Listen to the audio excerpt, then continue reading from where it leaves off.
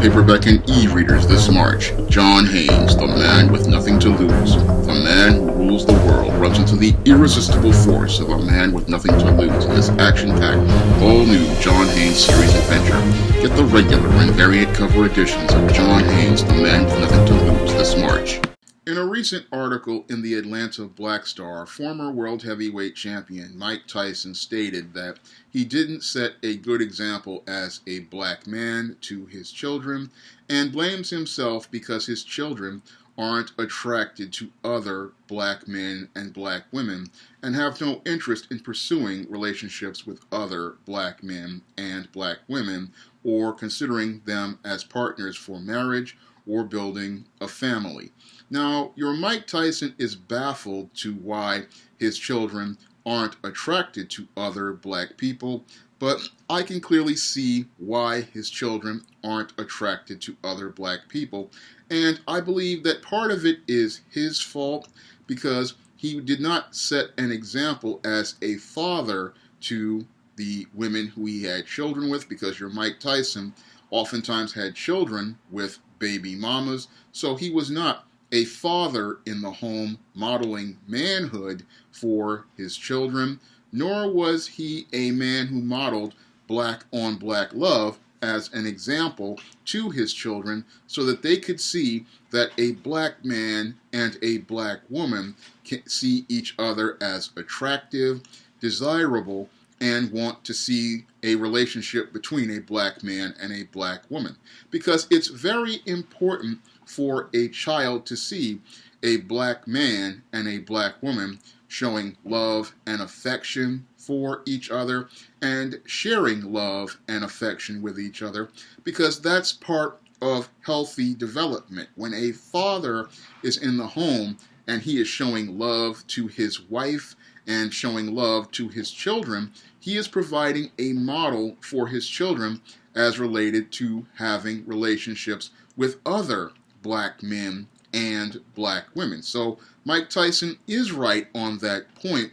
regarding him not setting a good example as a black man, because a black man has to go out here and build a home for his family where his family and his children can see black on black love being set as the model, being set as the example, because that's something that will be taught to the child at an early age, and it will be a part of the child's development. And as they grow older and see their mother and father expressing black love, they will look for a partner who is black because they saw their mother with that partner and their father with that partner. Because oftentimes, sons and daughters oftentimes pick partners that have similar traits to their mother and their fathers, and this is just something that is part of the natural process. But when the father, like Mike Tyson, is not in the home, what happens is the kids go by what they see outside. And what your Mike Tyson did was he thought by giving his kids the very best in life, he was going to help them have a better life. However, his idea of a better life was impacted by the global religion known as white supremacy. Because your Mike Tyson, as he was making those hundreds of millions of dollars as a boxer and was looking to care for his family, he wanted to give his family the very best. However, what is considered to be the very best according to most black people during the 1980s and 1990s, was not living in a black community. No, it was considered moving to a white suburban community and going to white suburban schools. And what your Mike Tyson did was he moved his family to these white suburbs, moved them around these white schools and these white teachers, and as a result, his children wound up becoming indoctrinated into the culture of white supremacy. And instead of them learning how to love being black, they learned how to love white people and see white people as superior to them and see them as the ultimate ideal to have as a mate. And that is the main reason why Mike Tyson's children aren't attracted to other black people, is Mike Tyson made the grave mistake of believing that better is associated with white, and that being in a white community is better than being in a black community. And by elevating those white people in those neighborhoods as superior to his own children, this is what has them believing that white people are the ideal mates to pursue relationships with, marry, and build families with. And sadly, this is all, again, because Mike Tyson didn't really understand the insidious nature of white supremacy and the insidiousness of white supremacy on the black mind. Now, I don't hold Mike Tyson at fault for this, because this is something that every black person out here doesn't really know that much about. And you really have to get older to start understanding the insidious nature of white supremacy on the black mind. Oftentimes, when you're kids, and I remember being a kid myself and hearing this stuff, go to the white school, go to the white part of town, and it can affect your mind and make you believe that, oh, going to this white part of town is going to be better. But when you do that, you are, again, elevating these white people above yourself and saying that you have less value. And when you do that, all you do is put it in your children's mind to believe that they should go get a white partner because a white partner is better based on the color of their skin, but not the content of their character. But when I look at Mike Tyson, I really applaud him for being really honest and telling the truth, because a lot of us, again, we think that providing for kids is giving them the very best in life. Ironically, sometimes giving them the very best in life materially does not really help with their character and their values. And sometimes when you don't give children things like those places, going to suburban schools, or having them live in the suburbs, it can help them develop the character that they need to survive out here and help them understand some intangibles as related to the values. And the thing that Mike Tyson, as he was giving his kids materially, he did not give them something internally as related to their character, as related to valuing being black. That was something I learned growing up in the South Bronx. Even though I was poor and grew up in, again, across the street from the railroad tracks, my mother and father taught me a value in being black, and my brother taught me a value in being black. And I learned that black was beautiful in that home. And that was something that I really appreciate now that I'm a lot older, growing up in a home where I learned to value blackness, I learned to value a black family, and I learned to value black men and black women, and I learned to value black on black love. And this is something that is intrinsic to living in a black community. Yeah, it's not the greatest neighborhoods in the world. Oftentimes, again, I grew up in a neighborhood filled with burnt down buildings, run down buildings. I mean, I grew up, the apartment I lived in was completely run down on Park Avenue across the street from the railroad tracks. But the one thing I appreciate getting in my home was black on black love, and being taught for a black man to love a black woman, and being reinforced with media that taught me to love other black people and to see value in other black people. Because I grew up in an era where they were running Benson and What's Happening and The Cosby Show, A Different World, and shows like Family Matters. That's what I grew up with. And those shows and movies like House Party taught me a value in blackness and a value in being black and seeing other black women as attractive, desirable, and who I would consider to be my ideal for a wife or a girlfriend. That's what I consider to be my ultimate value. But I don't see that. Mike Tyson's kids, they didn't grow up with that, because they probably grew up in the 90s, where a lot of times, especially if you're small children, you are just bombarded with Disney princesses. And when you're living in suburban neighborhoods, you're getting these ideas that white people are better. And again, when I look at Mike Tyson, this is another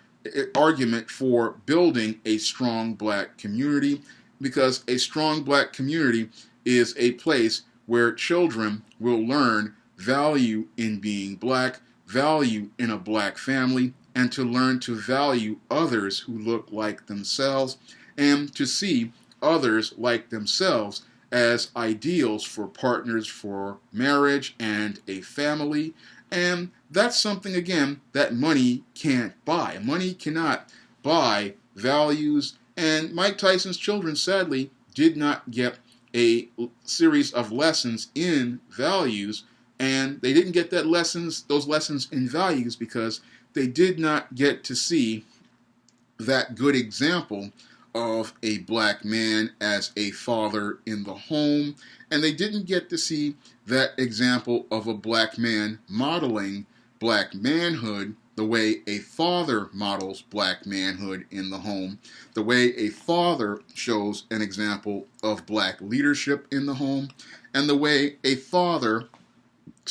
shows black love to his wife, because Mike Tyson had a series of baby mamas, and now he's looking back at what those baby mamas have taught his children, and he has a great regret regarding what his baby mamas have taught his children, because his baby mamas have sat there and they have taught his sons and daughters white supremacy. Yes, they got their financial needs met and were moved to these suburban neighborhoods, but the culture they learned in those neighborhoods was white supremacy, and they learned to see a value in white over black, and that's why they are out here thinking that pursuing relationships with white and non-black men and women are better than relationships with themselves. And this self-hatred has been taught to those kids, and it's now being, as I see it, growing as a culture here in America, whether it be with your swirlers,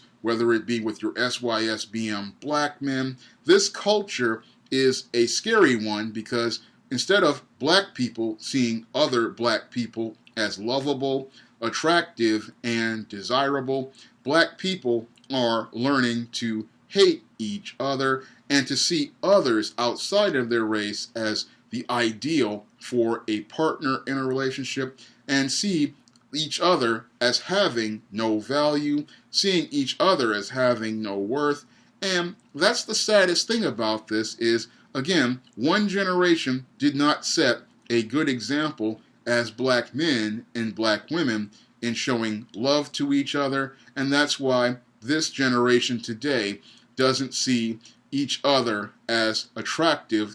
as partners and mates for relationships. And instead of us getting a generation that learns to appreciate black on black love, we've gotten an entire generation that is starting to learn self-hatred as a social norm. But we can turn this around, again, if there are black people out here looking to set that good example as black men and black women and show love to each other. And that's something I try to do with the work I do on the SJS Direct imprint, with my positive stories about the black experience and showing you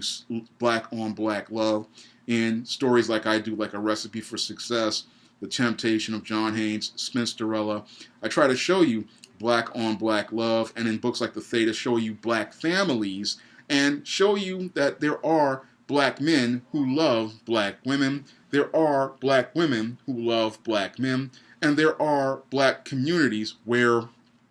black people love each other and care about each other, because what white supremacy wants to do is have the black man fighting the black woman, have the black woman fighting the black man, and even worse, have them both thinking that there is no such thing as black love, and that the only way to find any sort of love anywhere is in the arms of a white person. And again, if a black person has that frame of thinking, they already are practicing self-hatred, because you're sitting there believing somebody else is going to love you. But if you don't learn how to love yourself and see value and beauty in blackness, then you're not going to be able to have a relationship with anybody else that is successful. So oftentimes when you deal with a lot of today's black folks these days, they didn't get that example of black manhood from their fathers, nor did they get that example of black womanhood from their mothers. And because they did not see black love, this is the reason why they aren't attracted to other black people. And what's sad is they can't see how their brains have been brainwashed by white supremacy, and how they are following a program of white supremacy that teaches them not to value themselves or to find beauty in being black. And the only way, again, to fight that type of programming is by brothers and sisters out here setting that good example for the community, because it's black people who form a black community that set that example of treating each other with respect, treating each other like human beings, and showing each other love and respect that children see. Because when children see young black men and black women out here showing love, affection, respect, kindness, and compassion towards each other, what happens is they learn to see each other as attractive and desirable, and they also learn to see value in blackness. They learn to see a black person as somebody they need to respect, and they learn to see black people as somebody they need to show great respect to, because if we don't respect ourselves, we can't ask others to respect us at all. If you want to pick up some of my positive black fiction, which shows you black love, black respect, and black people treating each other with respect, you can head over to Amazon.com and click the link in the description box, which will take you to all of my books in paperback and Kindle formats. And if you want to see me make more videos like this, you can donate to my Patreon, my PayPal, or my Cash App by clicking the links in the description box. That's all I have to say for this video. You can comment, rate, and subscribe.